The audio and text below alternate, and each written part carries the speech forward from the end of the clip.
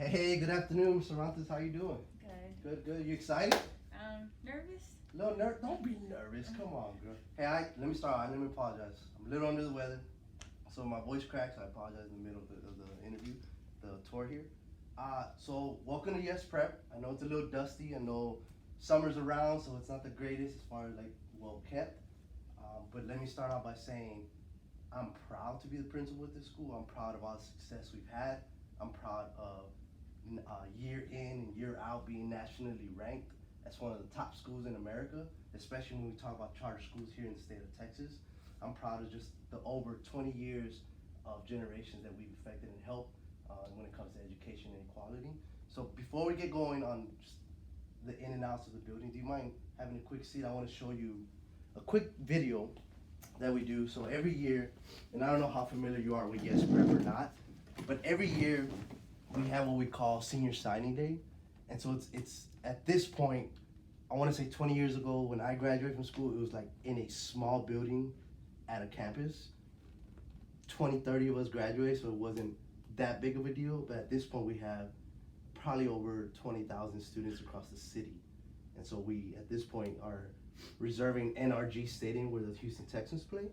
And here's the video.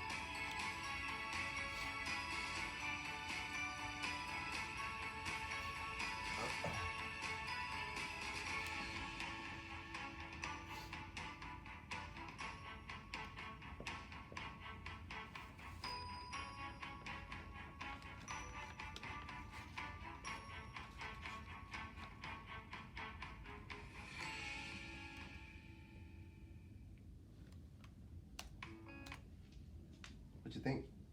It's pretty cool. So I would say for me, one thing that really stands out is the idea of like proud parents and proud families celebrating and getting together. Because I think to me, at the end of the day, what we do here at Yes Prep is bigger than just the level of education that we're giving them. I think it's preparing them for a college readiness to a level where it is now affecting generations and generations to come of it is no longer college is no longer a foreign word, but actually an expectation within our families. And so for us here at Yes Prep, like to me, the big picture here and why I always like to bring our new hires in and show them this video, because what we do here on that daily grind in that October lonely month where it's that pressure's high and you're stressed like there's nobody's business, remind yourself of why you're grounded into this framework and this mission of like helping kids that come from a disadvantaged community. Because at the end of the day, it's moments and days like that that is going to make you get through those months of October and February, which we all know aren't the easiest to get by, right? And so with that being said, like what I want to do is I want to go ahead and kind of show you around. Start off with, I think we're really big on traditions here at Yes Prep. And so for us, it's really crucial to like show our families, show our kids that go here the significance of like what it means to be a wizard, right? Because at the end of the day, it's crucial, it's imperative to definitely show that pride of blue and gold that we emphasize. So one thing that we for sure do is, like I said earlier, we literally have over 20 years of graduates coming here at Yes Prep Southeast. And so throughout the whole building, and just so you get a little quick glimpse, you basically have every graduating class, their graduation picture, And I think for us, it's an honor, it's a privilege, it's our responsibility to never forget the people that paved the way for the kids that are walking our hallways today, right? And so when I think about kids that or alumni that paved the way, I think of our first class back in 2001, where literally we had probably under 16 students in total, and compared to now where our graduating class are ranging anywhere between 150 to 200 kids. But to me, we love this picture in this particular spot in general, because at the end of the day, like, this is the hallway where people come to the most as far as like transitioning to the union, the cafeteria, going into the gym.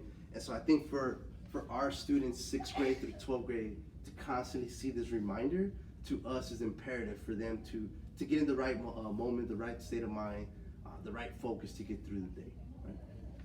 Right? Follow me through. We want to continue showing us a little bit of our traditions. How was the drive-in?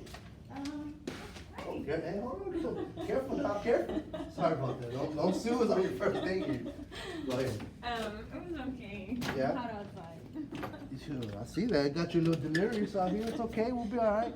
So, 2 things I want to point out so this is our cafeteria, but we refer to it as the union. Everybody, every parent knows, every kid knows this is where we're united as one. And so 2 things I want to point out. If you want to take a quick glance.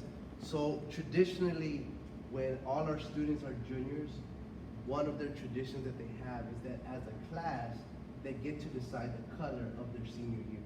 And so to kind of change up their traditional uniform of white polo, navy polo, green polo, they get the opportunity to choose what specific color they want for their senior year. And so it's a way for them to, unite, collaborate with one another, and more importantly, we have them all sign it. And eventually what we are envisioning is an entire cafeteria filled with years and years of alumni within our hall. And on that note, if you want to make your way over here, one of the neat experiences or traditions that we also have here is we like to recognize and kind of put in perspective the numerous amount of alumni that we've had here at Yes Prep.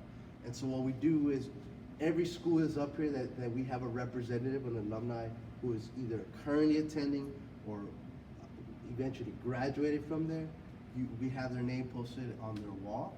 And so to us, it's a way to kind of, again, recognize our alumni that have paved the way and put their hard work and dedication. But to me, more importantly, it's having all these kids who come into the cafeteria eventually see, hey, when they're little itty bitty 11-year-old as 6th grader, they can see, hey, one day I want my name on it. Or hey, one day I want to be just like my cousin or my older brother or older sister. And to keep that tradition and that pride alive of, again, college is now an expectation in our family as opposed to an unrealistic opportunity. And so for us, I think it's just a way to constantly remind our program and our alumni of what that's about. Has this been updated? I wouldn't say the last time that we updated was about 2017. So we're 2 years behind, and I think a lot of our college counselors, they do a lot of opportunity, a lot of programming, and so this is something that we definitely want to continue to update and keep it completely up to date to 2019, to our most recent graduates. So these are the ones that have graduated? Correct. So what we do is not kids that have been accepted to go into college, but kids that, like for example, I went to school with a girl named Carmen Flores. She got into Brown University, but until they officially complete their 4 years at the University or college, then they make their name to the Hall of Fame kind of thing. And so it's a cool, unique opportunity. Sometimes I come back and I look at my name and brings back like really good, like fond memories of my experience here at Southeast. And it's also a reminder of like keeping that tradition alive forever. Do you have any more questions on our alumni and the type of networking that we do?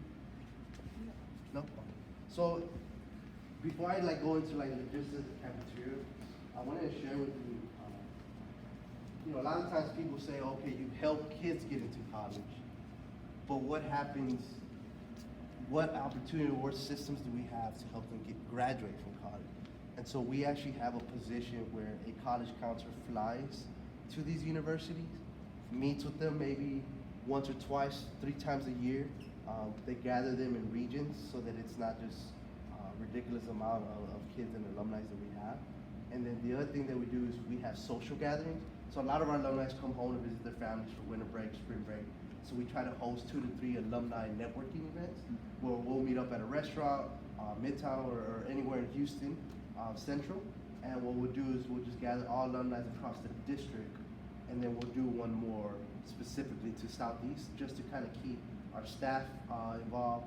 We have at Southeast here, we have a tradition where every January we host like an alumni basketball game where the alumni over years play against one another, and then also they have like a kind of like a dinner where they kind of catch up, get to hear from people they haven't heard in years, and see their teachers they haven't seen in probably 2 or 3 years. What is the outcome? Do they attend? Do you have like a good amount that attend? I would say it's not 100%, and that's our goal. At the end of the day, we want those alumni to continue to come back to feel part of the Southeast family.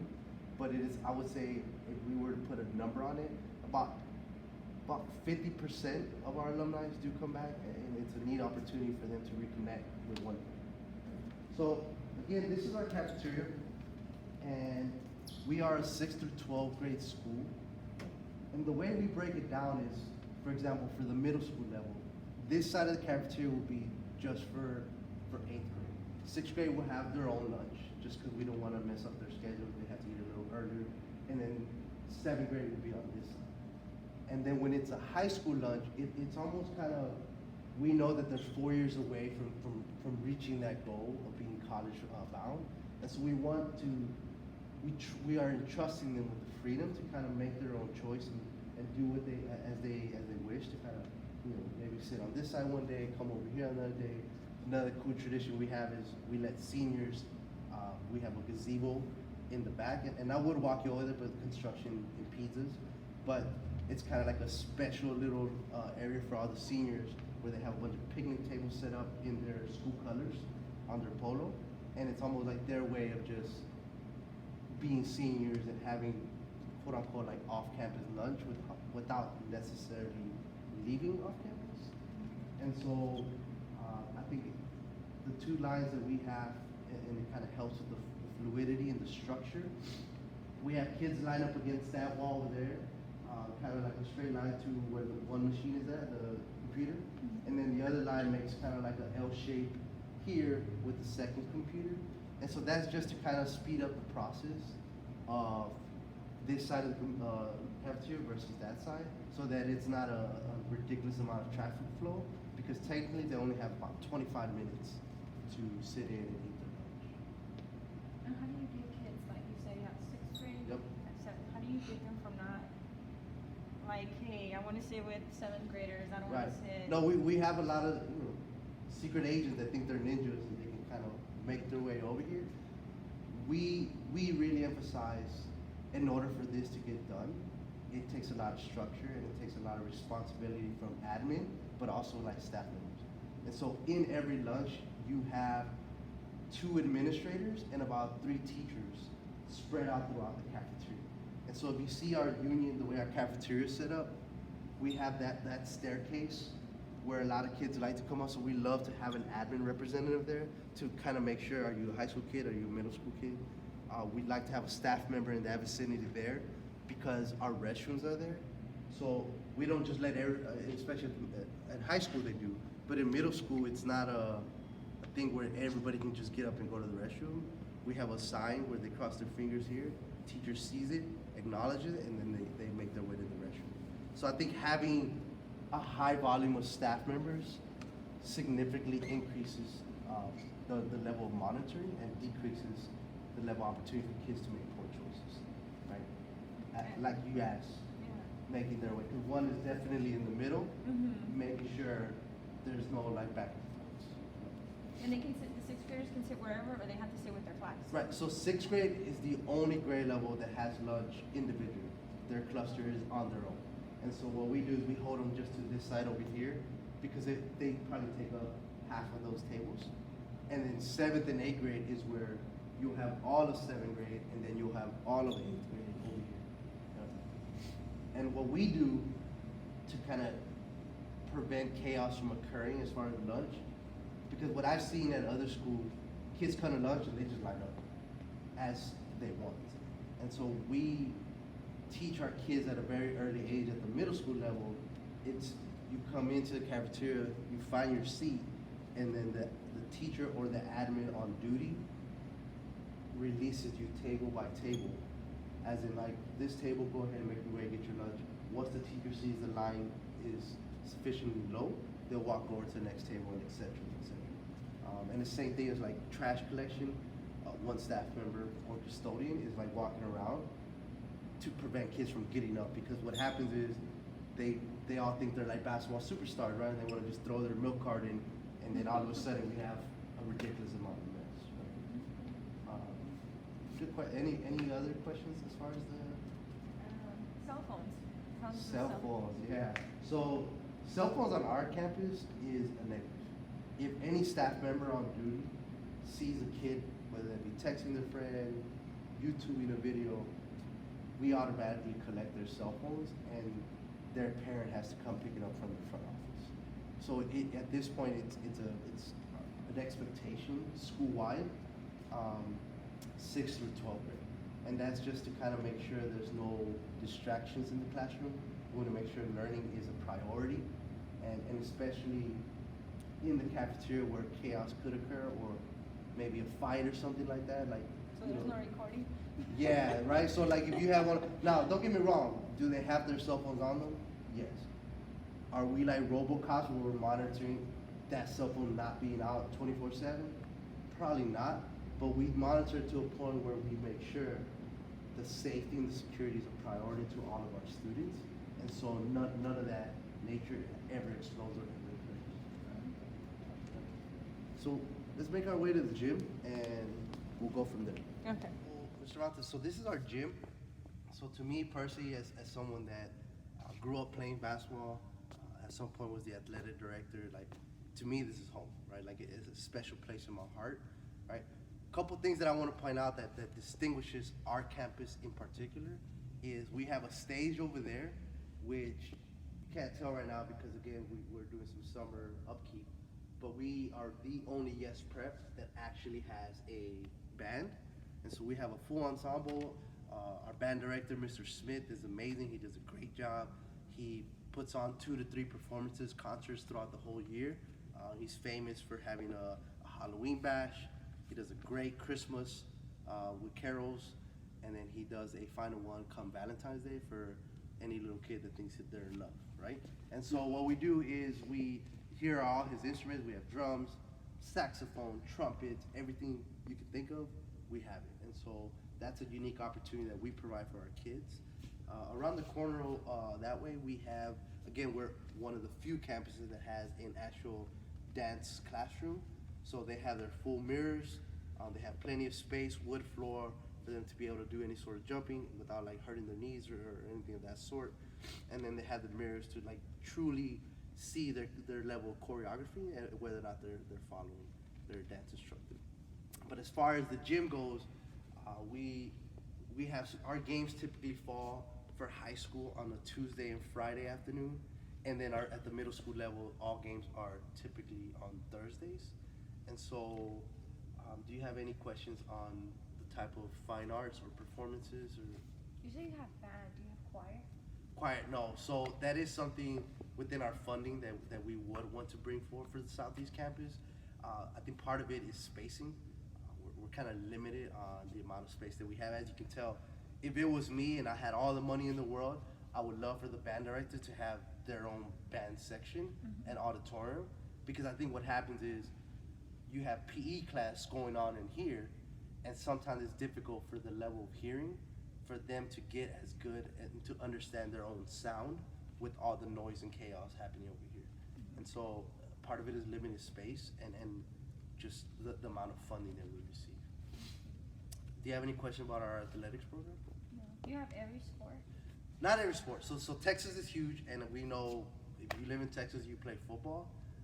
And what I tell kids that want to play football, I'm sorry, because Yes Prep they only receive funding for 4 core sports, So as a district, there's about 19 campuses, and the four sports that every university is offered everywhere is basketball, soccer, cross country, and volleyball.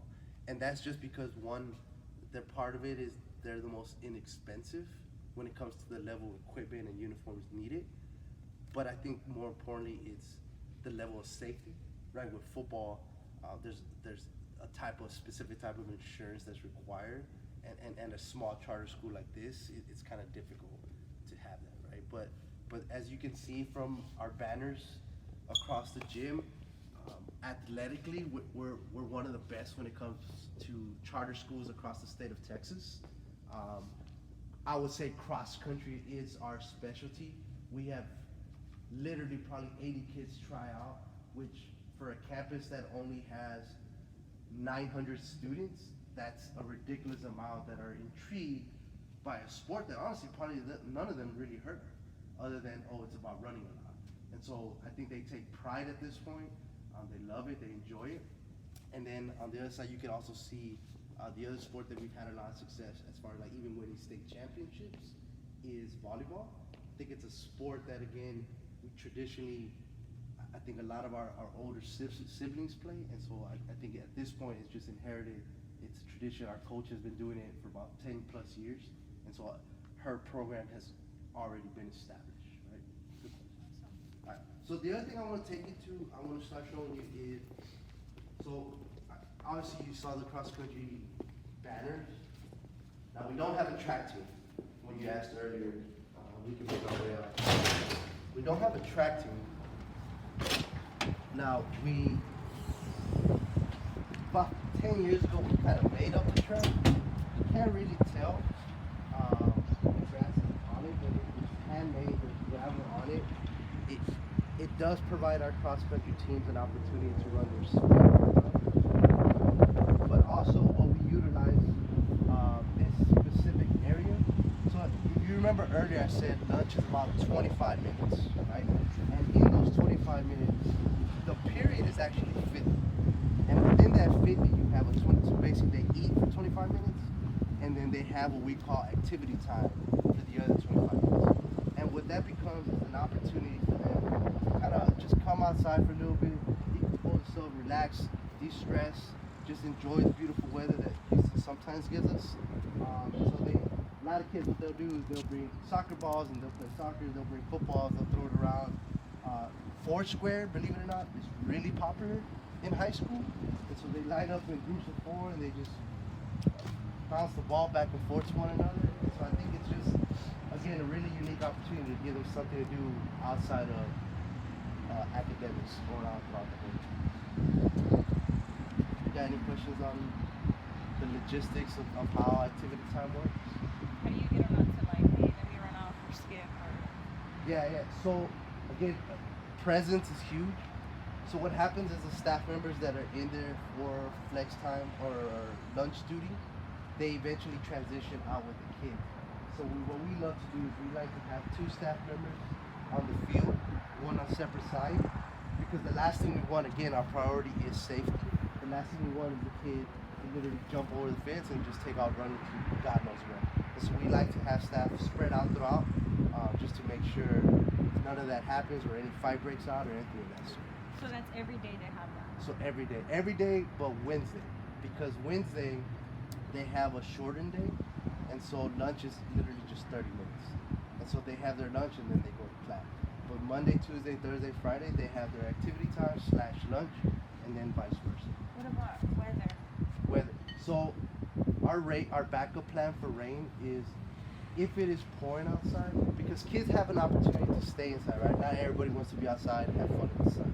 So what we do is we'll just move them right back to the cafeteria, and there's board games, or they can just continue to socialize with their friends. If P does not have a class, then they'll basically, we can use the gym spaces. Good question. So I would love to really show you the actual classroom where you'll be teaching, so you can follow me. We'll take this over.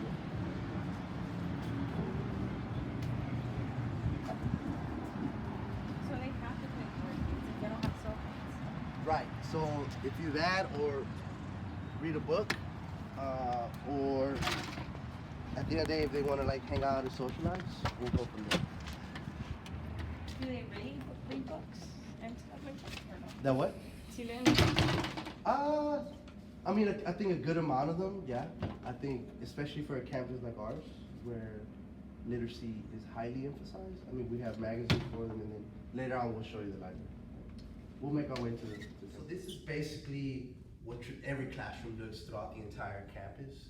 And so what every classroom comes with is you have your projector, so you're able to project from your PowerPoint, any sort of PowerPoint presentation, any sort of video, media. It actually comes with speakers that projects to the entire classroom, so that if you do have a clip, a YouTube clip, that you feel is gonna emphasize your metaphor, analogy, then I think that's a good opportunity, especially with kids nowadays where media is so relevant in their everyday lives. So you have your projector screen. If you bring down and you just your traditional projector screen, it has a pretty full-size length that is compatible to the projector. The other cool thing that we have it, and again, we don't have it in here because of all the summer cleaning that we're doing, is you have a dock cam. And so, I don't know if that's something you had in your previous school, right? So exactly, so you know what I'm talking about. So it's a dock cam, you set it up anywhere that is convenient to you. I used to love it when I taught ELA, 8th grade ELA, because it gave me an opportunity to put an example of an essay of a student that I think really stood out, and just kind of pick the brains of my students to see what made that essay stand out and how can we help it get better. And so I think for someone like me, who's very much a visual learner, it gave me a chance to kind of see where I was at and what I needed to be at to succeed in my ELA course. And so traditionally we don't have desks like other big public schools. We have tables that just kind of spread out. Every classroom has literally 7 tables, and we're very much a like project-based activity learning, and so we really want our students to kind of collaborate with one another, kind of figure things out together, help each other. And so I think it doesn't, when it comes to testing, and you do want that kind of individual, hey, I don't want the next door neighbor copying off me, we do provide dividers so that it kind of separates everybody's exam. But for the most part, we do a very I do, we do, you do philosophy. And so there is a lot of, or what we hope to see, a lot of instructional time where there's partner work, where there's an opportunity for them to turn to a partner, share their thoughts and ideas before we reconvene as a group and kind of share out loud to see where we're at. Any questions as far as our classrooms? I think we have storage space. So I know for ELA teachers, if you wanted to bring your own bookshelf and make your classroom your own. I know last year we had Miss Wells, what she would do is she had her own like reading couch and kind of like her own little bookshelf, nice carpet, and it was almost like a positive reinforcement for her students. Like you would obviously have to talk to the campus operational manager just to kind of clear and make sure that the personal items you're bringing are okay and apply to our safety hazards. But they're all definitely a go as far as what you can do. And every classroom has windows?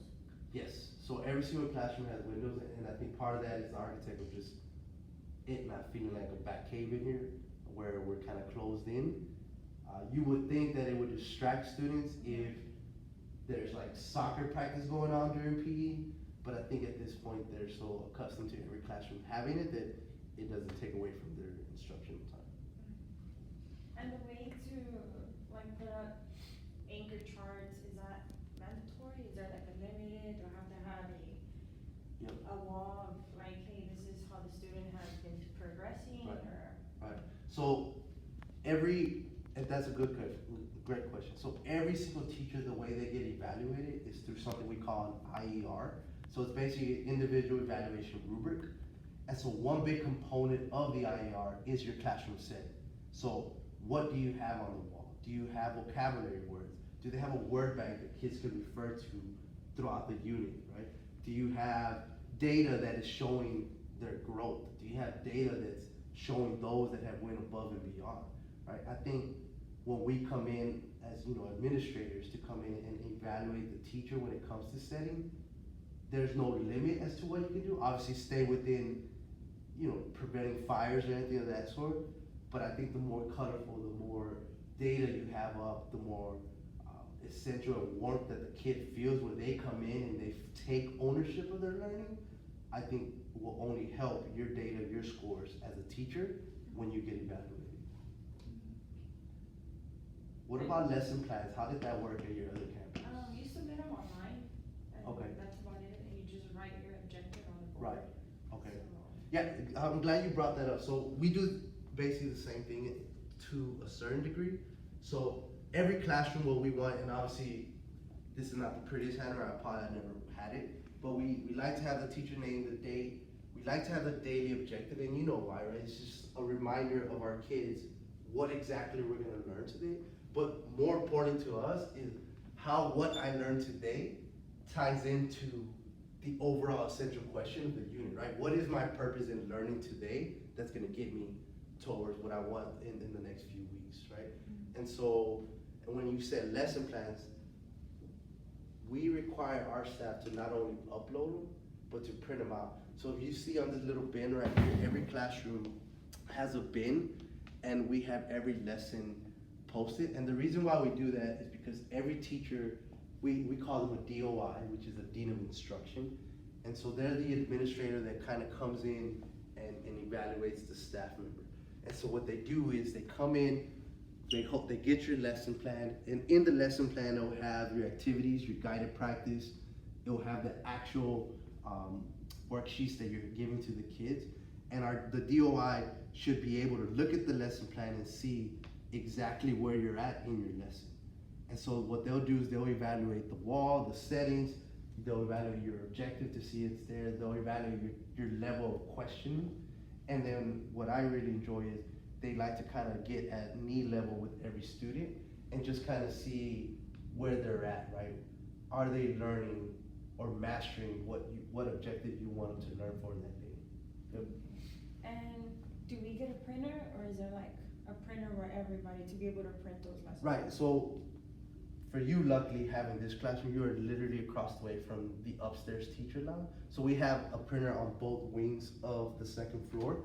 And so what happens is every year, your laptop that we assign to a teacher, we provide a laptop per teacher, is linked up to the printer.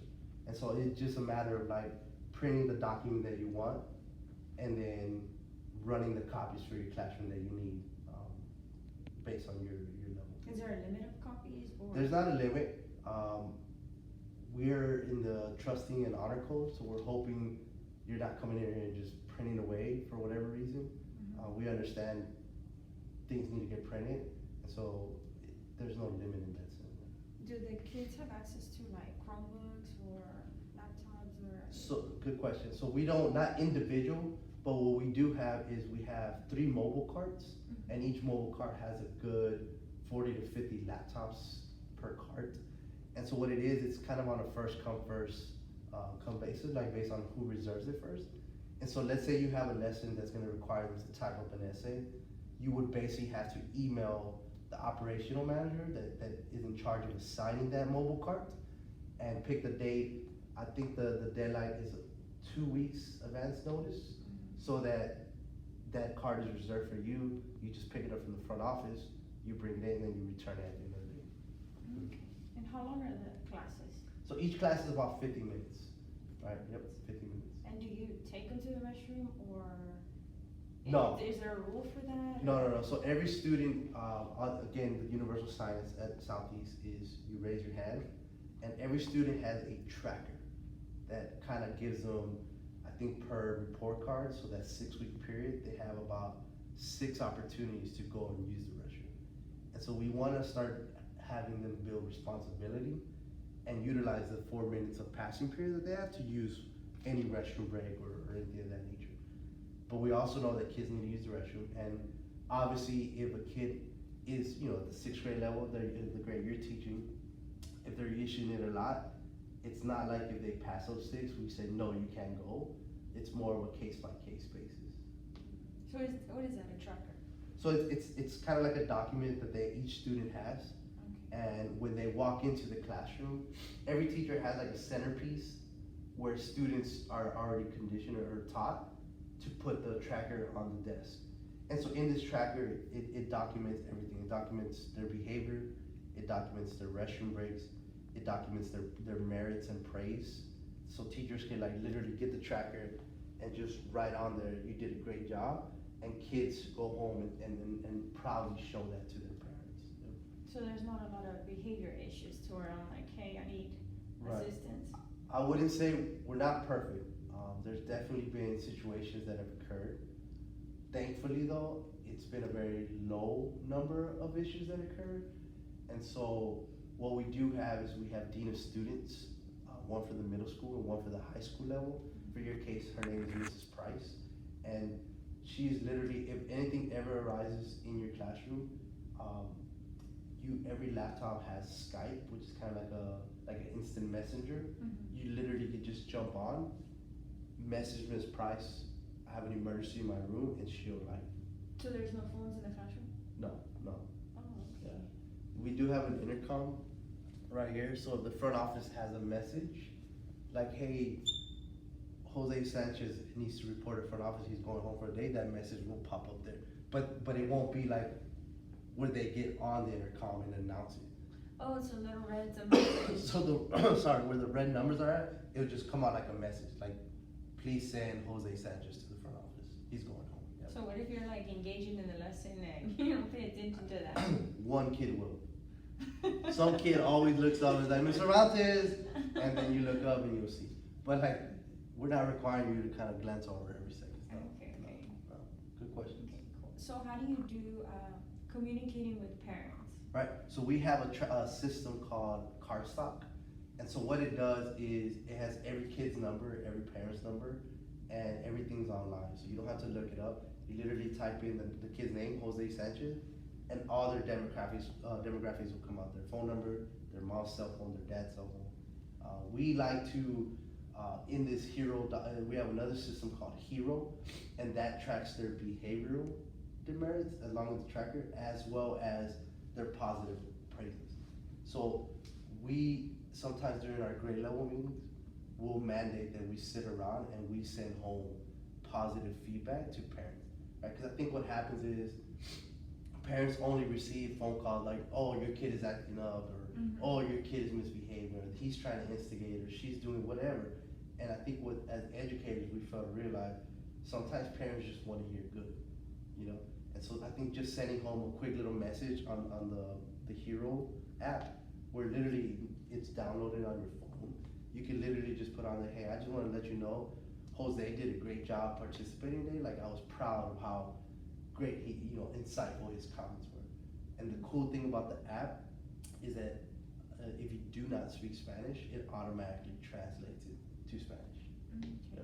So it's an ongoing conversation that you're gonna have with them with the same number, or like? It's not ongoing as in like a text message back and forth. It's more of I can send to you, and that's it. Like, it's not like she can comment. If they had a question, they could like respond on this system, but it won't be a continuous back and forth text message. Okay. Cool. So let's so this is obviously your 6th grade classroom. Okay. But I want to show you traditionally what kids are waiting for when it comes to reaching their 11th and 12th grade at our college. Okay, let me just grab my things.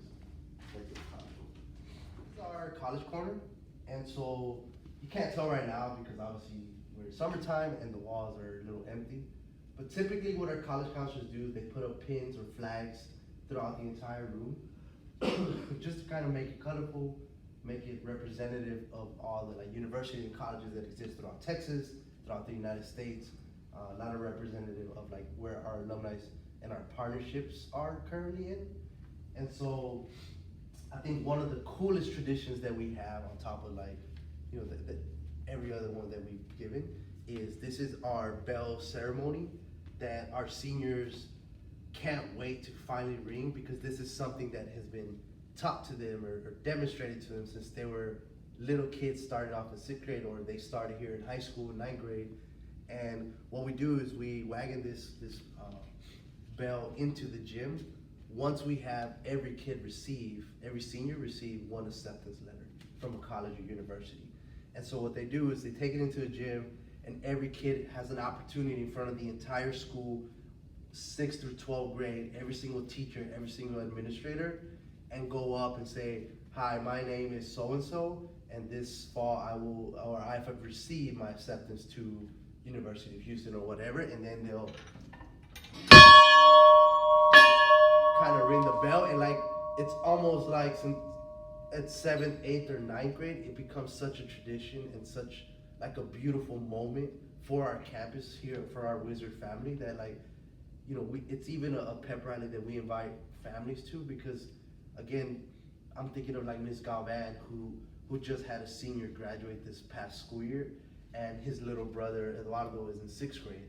And so for Eduardo to see his older brother Mario go up and like announce and ring the bell, like for that family to share that experience in our campus, like I think it's an everyday reminder that this grind and this grit that's going to be required to reach our goal is going to take a lot. And I think what I love is that excitement, that genuine enthusiasm when they finally become seniors and get to announce, right? And so that's when they all receive their acceptance letter. After that, traditionally every kid receives minimum 5 to 10 acceptance letters from like universities and colleges throughout locally, state, parts outside of Houston, within the state, and then obviously out of state. And so what we do is obviously we don't house it here, we put it in the hallway outside. And again, it becomes where every time every single person receives the next acceptance letter, after that prep rally, it becomes where they go out and they ring it, and it's announced to everybody walking during their passing period that, hey, another senior just received another acceptance letter. And it's just a daily reminder at that point in the spring of like the level of hard work paying off that they've done throughout their high school and their middle school education. Do you have any questions on the College Corner or our systems here? How do we make sure that all of our kids are going to attend college? Yep. So I think one thing that genuinely separates us over any other public school, even Pasadena and the school district around us, we have college counselors. We have 4 in total. They're housed in here. They all have their individual office to just make sure that they have that space needed to give kids their individual attention. And so what happens is they from like 10th grade, they start taking seminar classes. So part of their like 1 through 9 period is a college seminar course. And so in 10th grade, it's very introductory, right? It's what college may fit your style. It could be, you know, how do you write a resume? What does a cover letter, personal statement look like? And then when they become juniors, then it becomes more test taking. You know, how do you study for the SAT? What is an ACT? What test should I take? What are resources I can use in the community to get better? And all the way up to when they finally become seniors, then it's more of a what school fits you personally. And so I think that individual attention and love that they give to all of our students, each case manager has, depending on the size of the class, 30 or 40 seniors, and they schedule those meetings throughout the year, their senior year, so that they make sure that by the time college applications are due in early fall, that they have the right fit based on that counselor's support and their family's decision. So I think to me, that's what separates Yes Prep over any other school district across Texas. That's awesome. Also, how do you get parents involved? Because you have especially Latinos that they might be the first generation. Right. So how do you get them all understanding the whole college, financial, all of that? So on top of our college counselors providing that individual support and seminar, they actually conduct and produce parent workshops. So one that comes to mind when they're seniors, once they receive their acceptance letter and we're in the spring of their senior year, the mandatory workshop is Financial Aid 101, right? What documents do you need to apply? Step by step, what your W-2s, how does that transition into your FAFSA? right? What is your family contribution number? What specifically does that number mean for my family, my income, what I need to pay? And so another workshop, again, like I'm glad that you brought the reality. We are predominantly Hispanic campus. And so one thing we always gotta provide workshop for is in the Hispanic culture, the fear of letting my kid go from Houston all the way to Boston, from Houston all the way to California. Like, it's not common for us in our culture to just be like, bye, thank you. And so for us, providing those activities and workshops as far as what does it take for you as a parent to trust and let go, but know that, confide that everything that you've done throughout their adolescence year is gonna get them to the right moment, right?